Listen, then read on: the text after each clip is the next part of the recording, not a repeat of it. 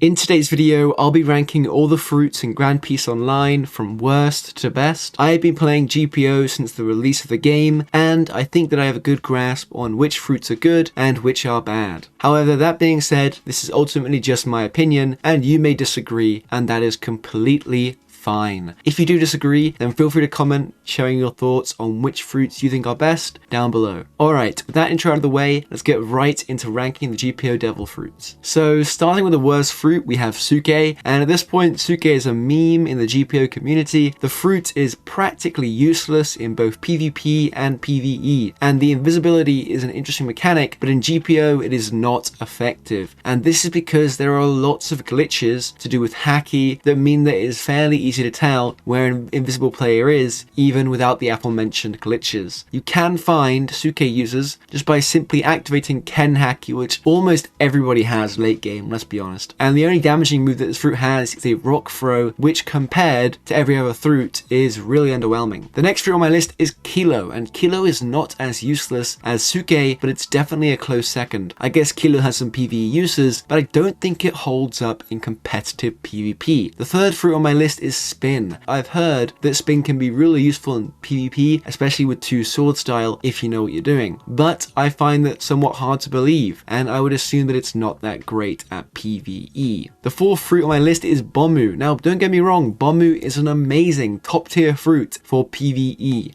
and farming in general. I really think it holds up to the other fruits when it comes to PvP. Next is Barry. In hindsight, Barry's position this high up on the list is probably to do with my personal feelings towards the fruit, rather than its objective strength. I personally really liked using Barry in PvP. I don't know how useful it is in PvE, but being able to create fairly strong barriers that deflect moves is really useful. The fifth fruit on my list is Gomu. Now it doesn't feel great putting Gomu here, and I would like to put it higher as it is the fruit of course used by Luffy, but I just didn't find it all that useful when I personally used it. However, if they add more gears in the future, it might be on par with some of the strongest fruits in the game. Next up is Mero. I've never really used Mero, but I keep hearing people talk about how OP it is when it comes to combos, so I assume it's pretty good. I don't think it's all that useful in PvE though. And finally, the strongest rare in my opinion is Horo. Now Horo is really strong when it comes to PvP, and the combo potential on this fruit is incredible. When it comes to PvE, Horo may not seem that great at first, however it has a pretty strong multi-target move in the form of explosive Snap Twirl. Furthermore,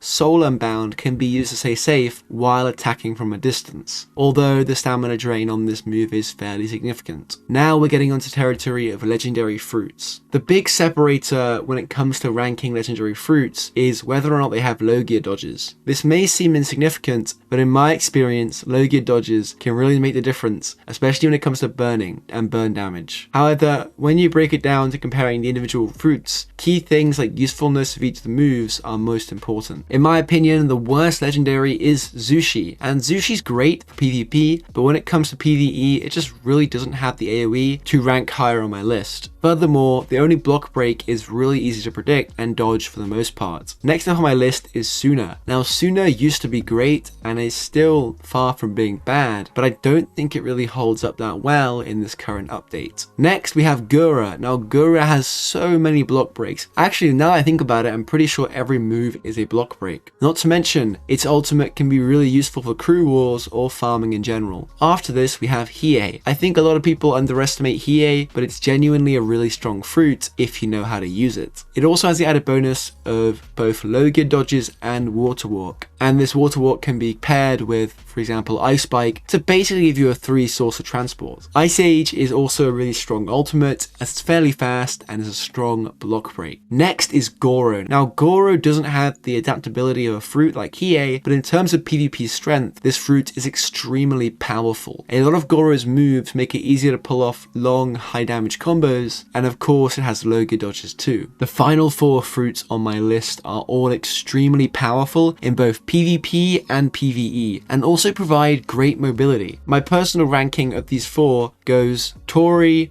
Mera, Pika, and then finally Magu at number 1. I'm sure a lot of you disagree with this, but let me try to just best justify my argument. Tori is great and the heal is really useful, but in my opinion it just isn't as well-rounded as the other fruits on this list. Pika is unmatched when it comes to PvE and is definitely far from being bad when it comes to PvP. On top of this, Pika Flight is the fastest way to travel in game and is extremely useful in almost all circumstances. Mera has one of the strongest movesets in game, and I would argue that Flame Pillar is one of the strongest block breaks in the game currently, and Fireflies and the fruit's burn damage also make it a serious threat to enemies with low health builds. And then when it comes to Magu, this fruit is just great in both PvP and PvE. Sure, it can be a little bit difficult to learn how to land the fruit's primary block break, however if you land an eruption then the damage is just off the charts. Now pair this with Water Walk and a huge AoE burn damage, ranged moves, and you have a fruit that dominates in both PvP and PvE. On top of this, the ultimate for Magu is amazing in general, and if you want to use a fruit that will make you useful in almost every scenario, then go with Magu. I don't really see how you can go wrong with Magu. It's just such a well-rounded fruit. I mean, arguably, maybe it would be better if you had like a better block break other than Eruption, but Eruption is alone a really good block break. However, if I'm being completely honest, all 4 of these fruits are great, and I would definitely recommend switching to them if you can. Alright, well that's where I'm gonna end today's video. If you enjoyed this video, please consider liking, commenting, and subscribing. I hope you have a great day, evening, whatever time it is you guys, and I will see you in tomorrow's video. Bye guys.